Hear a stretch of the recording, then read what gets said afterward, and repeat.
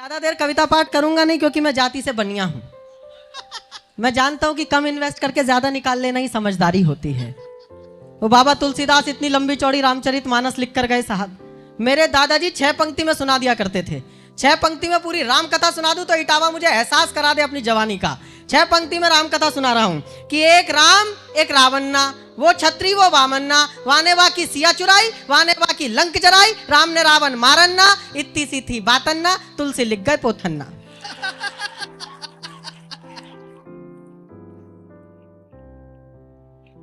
मैं ज्यादा लंबी बातें नहीं करूंगा, बहुत समझदार आदमी हूं।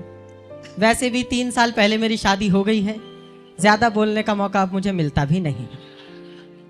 मेरी नई नई शादी हुई, मैंने डॉक्टर कुमार विश्वास को फोन किया। ये सीनियर पति हैं, कई युगों से कष्ट झेल रहे हैं, जाने कैसे कैसे झेल रहे हैं।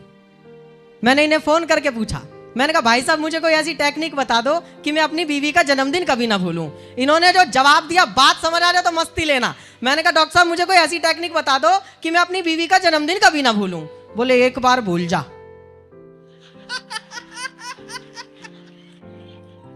बहुत बढ़िया। मैं समझ गया आगे सुख से जीवन कैसे जीना है साहब। ऐसे ऐसे सवाल करती है दुनिया में, कोई माई कलाल उनके जवाब नहीं दे सकता। अभी पिछले दिनों मेरा जन्मदिन आया तो आके मुझसे पूछने लगी, जानू मैं तुम्हें बर्थडे पर क्या गिफ्ट दूं? मैं कहा तू मेरी बात सुन लिया कर, घर में हंस बोल कर रह लिया कर, कभी ये बड़े बड़े लोग घर आ जाए तो इनकी इज्जत कर लिया कर, इतना बहुत है। अगली ने 2 मिनट तो सोचा जी, फिर बोली ना मैं तो गिफ्ट ही दूंगी।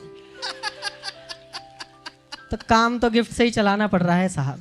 वो वही करती है जो वो करना चाहती है, और हमसे भी वही करवाती है जो वो करवाना चाहती है। आजकल एक बिल्कुल नया टोटका निकाला है, सच बता रहा हूँ शिवपाल जी, बिल्कुल सच्ची घटना है। बिल्कुल नया टोटका निकाला है।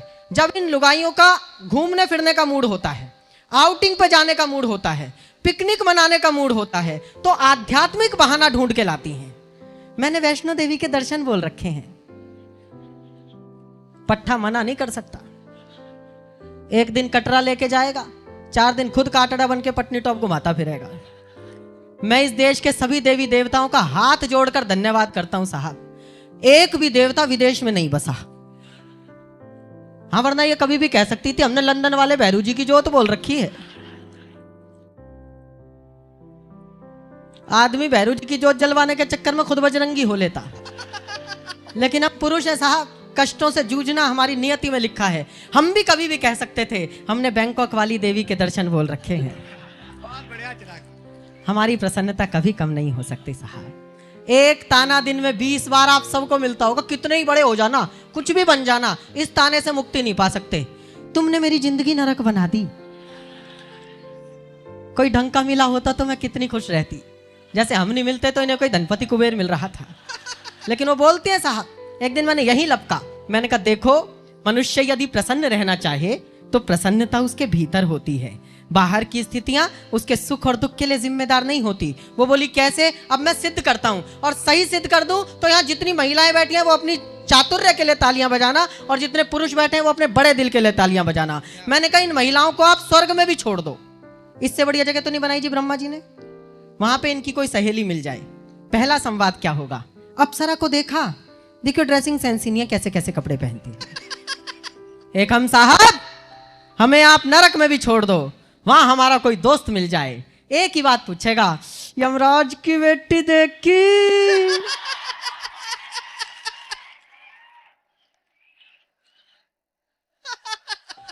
हम तो यमराज की बेटी में भी सुख ढूंढ लेते हैं साहब, हमारा कोई क्या बिगाड़ सकता है।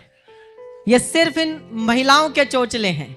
एक लाल रंग की लिपस्टिक के भी 300 नाम बता देंगी, ये वाली रेड, ये वाली रेड, ये वाली रेड, ये वाली रेड। हम सीधे साधे पुरुष कंडीशनर से सिर धो जाते हैं, सारा दिन सोचते रहते हैं बिना झाग वाला शैम्पू घर में कौन लेकर आया। और एक वो राष्ट्रीय आतंकवाद दिवस है करवा चौथ, उसका अंग्रेजी में अनुवाद होता है भारतीय वैलेंटाइन डे। वो सचमुच भारतीय वैलेंटाइन डे है, क्योंकि उस दिन कई पुराने ट्रांसफार्मर भी स्पार्क करने लग जाते हैं।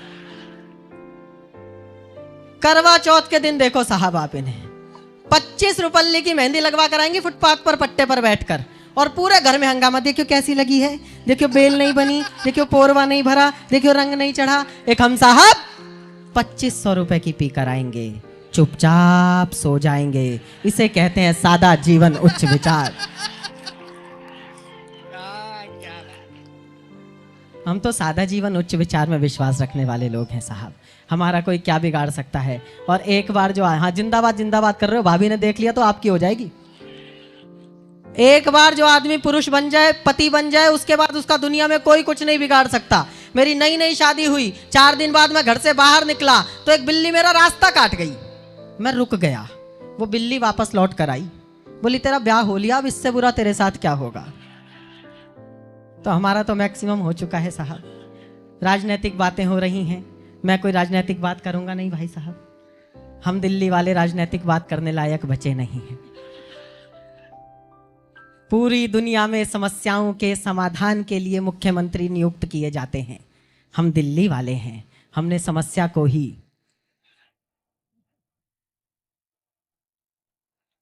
अगला पक्का बनी आए। शिवपाल जी, किस चीज का क्या सदुपयोग करना है कोई हमारे मुख्यमंत्री से पूछे।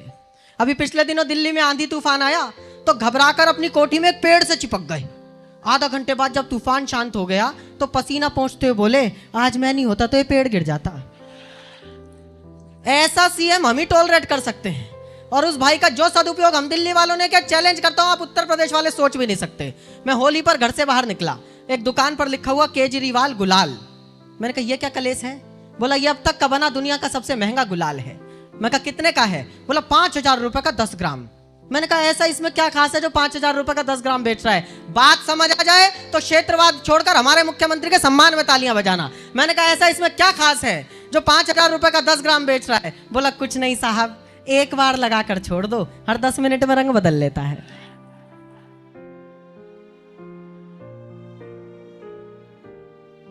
कल मैं दिल्ली घूमने निकला, कनॉट प्लेस में एक दुकान के बाहर लिखा हुआ हमारे यहाँ मुख्यमंत्री बनने की ट्रेनिंग दी जाती है, फीस 500 रुपए। मैंने 500 रुपए दिए, अंदर घुसा, पट्टे मफलर बांधना सिखा रहे थे। तो राजनीति बिल्कुल नए तरीके से चल रही है।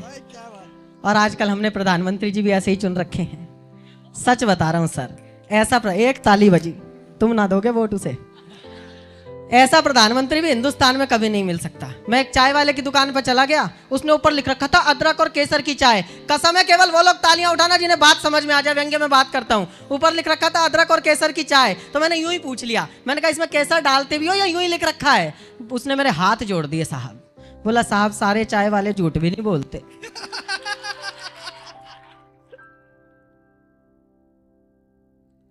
इसलिए साहब हम लोग अलग तरीके से। वो अडवाणी जी चलेगा शपथ ग्रहण समारोह में, तो वेटर ने पूछ लिया सर आप क्या लेंगे। बोले लेने तो मैं शपथ आया था पर तू जलजीरा ही ले आ। तो भाई ने सबको जलजीरा पिला रखा है साहब।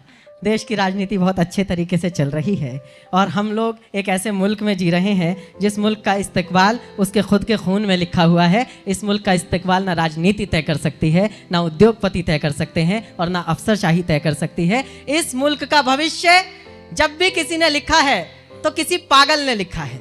इस मुल्क को चलाने के लिए आपके मस्तिष्क में एक पागलपन का होना जरूरी है। और अब मैं हिंदुस्तान को देखना चाहता हूं, कहां कहां हिंदुस्तान बैठा है। एक पागल का नाम लेता हूं साहब। आजादी से पहले एक पागल हुए थे जिनका नाम था भगत सिंह। वो अपने बाप को कहा करते थे कि पिताजी मैं इस मुल्क को आजाद कराऊंगा। तो उनके पिताजी उनसे वही कहते थे जो आज हम अपने बच्चों से कहेंगे। वो कहते थे कि भगत तुम्हारा दिमाग खराब हो गया है, तुम 19 साल के लड़के इस देश को आजाद कराओगे। इतने सालों से कांग्रेस लगी हुई है, इतने सालों से संघर्ष चल रहा है, इतने बड़े बड़े लोग देश को आजाद नहीं करा पाए, तुम देश को आजाद कराओगे। जाओ पागल ना बनो, दिमाग मत खराब करो, अपना काम करो। तब भगत सिंह एक शेर पढ़ा करते थे, वो शेर आपके बीच पढ़ रहा हूं और मुझे एक बार उस गर्माहट का एहसास करा देना जिसे हम हिंदुस्तान कहते हैं। तब भगत कहा करते थे कि इन्हीं बिगड़े दिमागों में कहीं खुशियों के लच्छे हैं, इन्हीं बिगड़े दिमागों में कहीं खुशियों के लच्छे हैं। हमें पागल ही रहने दो कि हम पागल ही अच्छे हैं। खत्म, bye bye, tata, good bye, गया।